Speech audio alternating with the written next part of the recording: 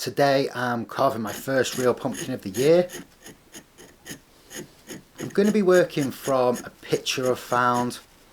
Although you can get stencils from my website, I'd recommend you also try and work directly from photos. It's a little trickier, but practicing this will open up a world where anything is a stencil and you're not dependent on ready-made patterns. I've found this vampire Joker picture. I think this will make a great pumpkin. It has lots of good contrast between light and dark and lots of wrinkles, which I think will look great once they've been carved. I'll post this reference picture on my community tab, so head there and grab a screenshot if you want to try this one for yourself. I'll print the design out in the size I want and a second reference copy.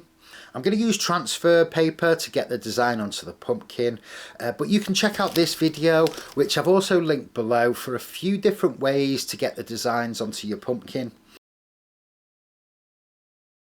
I'm then going to pick out all the details and tonal changes with a ballpoint pen. Now once I'm happy with the details I've picked out, I'll remove my stencil and put that to one side as a second reference. The tools I use on real pumpkins are mainly lino cutters and micro wood carving chisels. I got both of these sets from Amazon. Lino cutters are just a few pounds, and if you don't have one of these, get one. They make pumpkin shading a lot easier. I'm also carving with the light already inside. This is going to make it much easier to see what I'm doing. This light is a mains powered weatherproof outdoor spotlight. These are what I use when displaying my pumpkins in my front garden. The first thing I like to do is to make some fake lines. I'm using a 1.5mm power grip lino cutter, but you can use any lino cutter. This is mainly so I don't accidentally rub off some of the blue lines with my hand as I'm carving. I'm then going to use my chisels to start going deeper into the pumpkin. The key thing here is not to go too deep. The deeper you go, the more fibrous and wet the pumpkin gets, and the harder it is to achieve a nice smooth finish. Now don't worry if the pumpkin isn't glowing bright. That's a very quick fix, which I'll do at the end. Using my reference pictures, I'll start to gradually remove the waxy skin and setting the depth for my highlights, midtones and dark areas.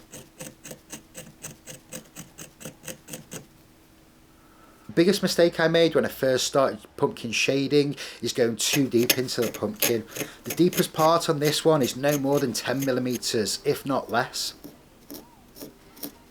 Take your time. Pumpkin shading can be really time consuming. This one took about 7 hours, but I have spent 25 hours plus on some of my pumpkins in the past. On places like the cheeks and forehead, I want to make sure the tonal changes smoothly transition into each other. I love this dome chisel for this. I'm just going to very lightly scrape it, but sandpaper can also work really well. Once I'm happy with the contours and they are smoothly blended together, I want to brighten up the left side of the face. The easiest way to do this is to simply hollow the pumpkin out thinner in the areas I want brighter. I'll use a spoon, placing my hand on the front of the pumpkin. I'll gradually remove flesh from the inside, constantly checking the brightness with the lights. Again, you don't want to take too much off too quickly. Now, due to the thickness of this pumpkin, I've not been able to achieve the really dark contrast on the areas in shade, which is a bit disappointing, but I still think it looks pretty good. Finally, I want to give this a little more contrast, and we'll add some black Sharpie pen. In some parts, I'm going to smudge the ink while it's still wet to soften it slightly. Now, for my first real pumpkin of the year, I'm fairly happy with this one. And it was a good one to blow off some cobwebs. I want to practice faces this year, so I'll be carving a few portraits on real pumpkins over the coming weeks. So make sure you subscribe if you want to see more from me. And as always, leave a like and ask any questions below.